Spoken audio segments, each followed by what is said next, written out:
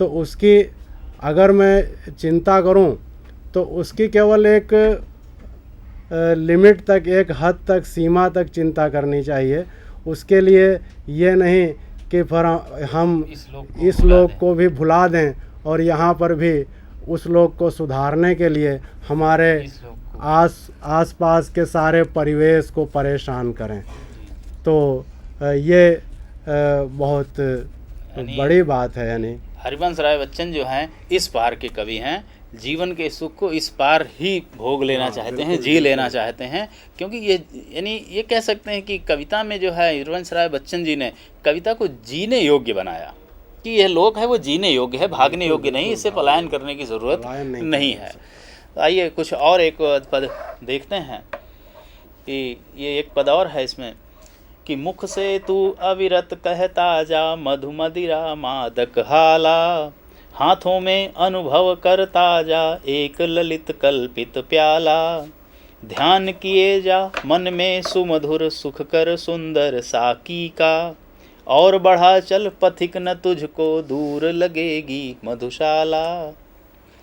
अब जो सामाजिकता की बात की आपने, इस सामाजिकता के संदर्भ में भी इस समाज में, और जिसको जो है कबीर की सबसे बड़ी जो विशेषता बताई जाती है समाज सुधारक की, और उसमें भी कबीर ने जो जिन दो लोगों पर सबसे ज़्यादा केंद्रित रहे वो कि हिंदू और मुसलमान। ये समाज में दो ऐसे व्यक्ति हैं कि अगर ये ठीक हो जाएं, ये समझ जाएं सारी चीज़ों को, तो कहता हूँ आधी दुनिया जो है उसमें से समस्याएं दूर हो सकती हैं। इस तरह की इस संदर्भ में भी मधुशाला का हकदार कौन है, कौन मधुशाला का रसास्वादन कर सकता है, उस विषय में जैसे कि पहले उन्होंने कहा कि पाठक गण हैं पीने वाले पुस्तक मेरी मधुशाला, तो ये मधुशाला क्या है, उसका रसास्वादन कौन कर सकता है। इस संदर्भ में समाज की जो छाप है, समाज की जो अलग अलग विशेषताएं हैं, अलग अलग मोहरें हैं, उन मोहरों से दूर रह करके आप आइए और तब इनका रसास्वादन कर सकते हैं। देखिए जैसे ये है कि धर्म ग्रंथ सब जला चुकी है जिसके अंतर की ज्वाला, मंदिर मस्जिद गिरजे सबको तोड़ चुका जो मतवाला, पंडित मोमिन पादरियों के फंदों को जो काट चुका, कर सकती है आज उसी का स्वागत मेरी मधुशाला। इसी पद को और एक तरह से कि मुसलमान और हिंदू हैं दो एक मगर उनका प्याला, एक मगर उनका मदिरालय एक मगर उनकी हाला, दोनों रहते एक न जब तक मस्जिद मंदिर में जाते, बैर बढ़ाते मस्जिद मंदिर मेल कराती मधुशाला। अब ये पद जो है मिश्रा जी इतना लोकप्रिय है, इतना लोकप्रिय है कि हम कहें कि मधुशाला और हालावाद एक दूसरे के पर्यायवाची हैं। मधुशाला, हालावाद और बच्चन एक तरह से इस मधुशाला को जो है हालावाद का धर्म ग्रंथ मान लिया गया। और ये ऐसा कोई नहीं होगा हिंदी साहित्य में नहीं, जिसने हिंदी साहित्य का पता भी नहीं होगा वो भी इस पद को गाता होगा। और ये लोकप्रिय, इतना लोकप्रिय पद है, इन पदों से ही इसकी लोकप्रियता का हमें पता चलता है कि मुसलमान समाज में सबसे ज़्यादा जो विकृति है आती है वो इन दोनों के कारण आती है। और मधुशाला कैसे कि इसमें मंदिर और मस्जिद, इसमें आप कुछ कहना चाहें इस पद के विषय में? तो हाँ, इसमें ये प्रयास जैसा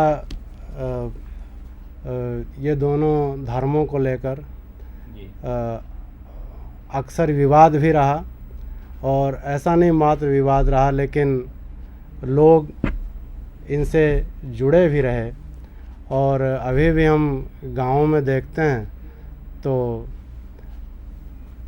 पर्दे के पीछे आज भी मानवता उसी तरह से यानी जीवित है।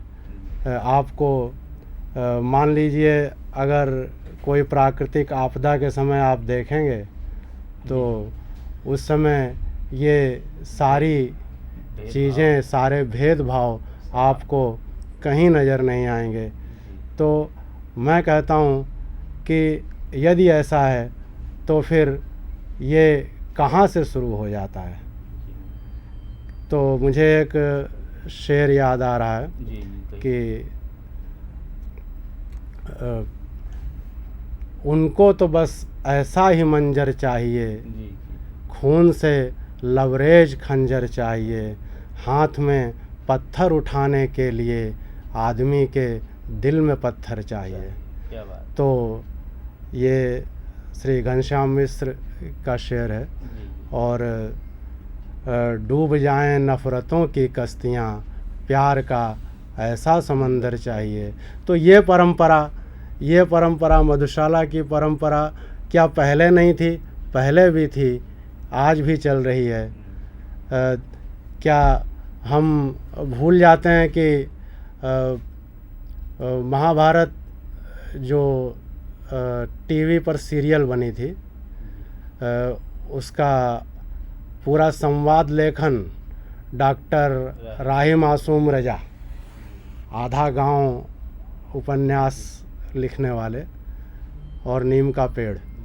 तो राही मासूम रजा गाजीपुर, हवलदार अब्दुल हमीद परमवीर चक्र, और ये सब बातें, यानी भेदभाव जो है वो कहीं और है।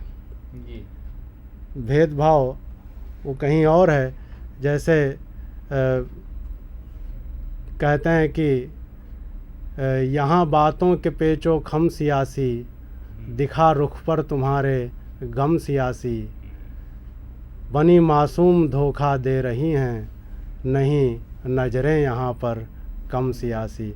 तो ये सारी बातें कहीं और से आती हैं, उसको लोग समझते हैं, लेकिन कहा गया है कि कुछ तो है जिसकी पर्दादारी है, और उसको पर्दे में ही रहने दिया जाए। उसको कुछ बातें इशारों से ही कही जाती हैं। जी जी, कविता का यही गुण है। हाँ। तो इसमें भी जो बात इन्होंने कही बच्चन जी ने कि भाई बैर बढ़ाते मंदिर मस्जिद मेल कराती मधुशाला, तो ये बैर जो है मंदिर और मस्जिद में बढ़ता है और उसके पीछे कोई और ताकत होती है। सामान्य लोगों को तो बस मधुशाला चाहिए, मद चाहिए, जीवन चाहिए, जीवन का रस चाहिए, प्रेम और मस्ती में जीवन चाहिए। और कि एक पद और देखते हैं कि और रसों में स्वाद तभी तक जो दूर जभी तक है हाला, इतरा लें सब पात्र न जब तक आगे आता है प्याला, कर लें पूजा शेख पुजारी तब तक मस्जिद मंदिर में, घूंघट का पट खोल न जब तक झांक रही है मधुशाला। कि जब तक बातें खुलेंगी नहीं तब तक ये मंदिर मस्जिद, ये झगड़े जो हैं पर्दे के पीछे, जैसा आपने संकेत किया कि कुछ बातें जो हैं छिपी हुई होती हैं, उनके ये जो बैर भाव या जो वैमनस्यता फैलाने वाले कुछ लोग होते हैं, तो उनको पर्दे में रहने दिया जाए। लेकिन अगर जब ये चीज़ें खुलकर सामने आ जाएंगी, बच्चन जी कहते हैं कि घूंघट का पट खोल न जब तक झांक रही है मधुशाला, जब वो घूंघट के पर्दे के बाहर आ जाएगी चीज़ें, तो अपने आप ये वैमनस्यता जो है वो समाप्त हो सकती है। ऐसी ही कुछ बातें इन पदों में बच्चन जी ने कहा है। हाँ सर, वो शेर है कि दीवारों की दरारों से हवा आकर बताती है, दीवारों की दरारों से हवा आकर बताती है, बहुत कुछ एक है इस पार का उस पार का मौसम। बहुत बढ़िया। तो हम फिर मधुशाला के पदों पर आते हैं। उसकी लोकप्रियता किससे है? इन पदों के कारण है। कि एक और पद हम देखते हैं कि श्रम संकट संताप सभी तुम भूला करते पीहाला, सबक बड़ा तुम सीख चुके यदि सीखा रहना मधुशाला, व्यर्थ बने जाते हो हिरजन तुम जो मधुजन ही अच्छे, ठुकराते हैं मंदिर वाले पलक बिछाती मधुशाला।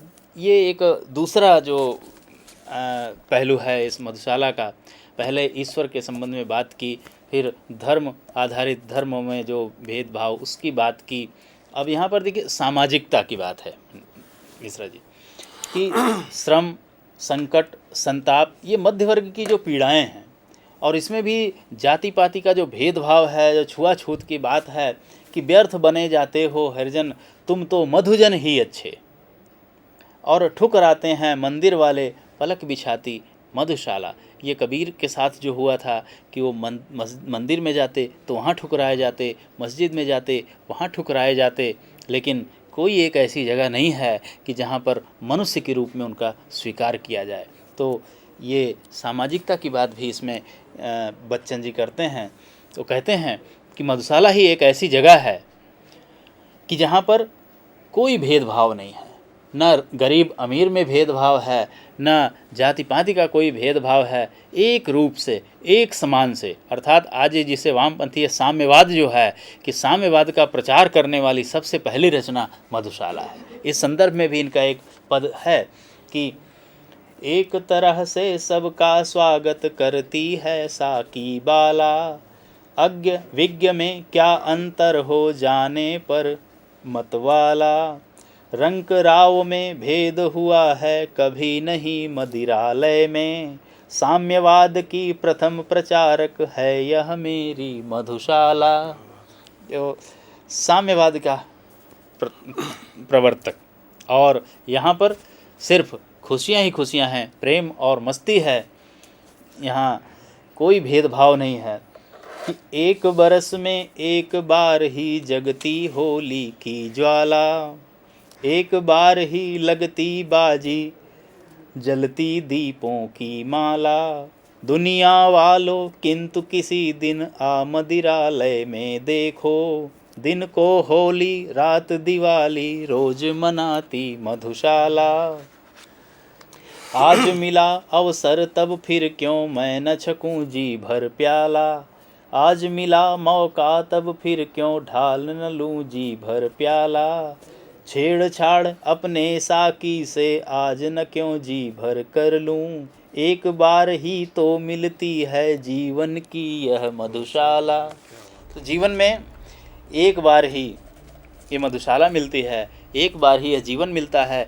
दार्शनिकता की तरफ धीरे धीरे मैं इन पदों के द्वारा आपको ले जाऊंगा, तो जहां हरिवंश राय बच्चन इस जीवन से और कैसे अलौकिक दर्शन की तरफ हमें मोड़ देते हैं। ये छोटे से जीवन में कितना प्यार करूं पी लूं हाला, जीवन छोटा सा कि आने के ही साथ जगत में कहलाया जाने वाला, स्वागत के ही साथ विदा की होती देखी तैयारी, बंद लगी होते खुलते ही मेरी जीवन मधुशाला।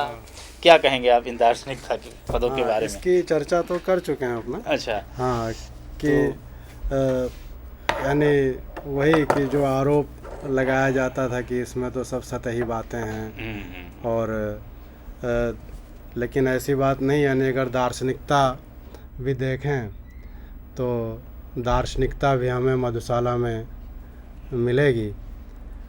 और ये जीवन की दार्शनिकता कैसे अंत तक ले जाते हैं, और कुछ और पदों के माध्यम से ही इसको खोलने का प्रयास करते हैं कि लिखी भाग्य में जितनी बस उतनी ही पाएगा हाला, लिखा भाग्य में जैसा बस वैसा ही पाएगा प्याला, लाख पटक तू हाथ पाँव पर इससे सब कुछ होने का, लिखी भाग्य में जो तेरे बस वही मिलेगी मधुशाला।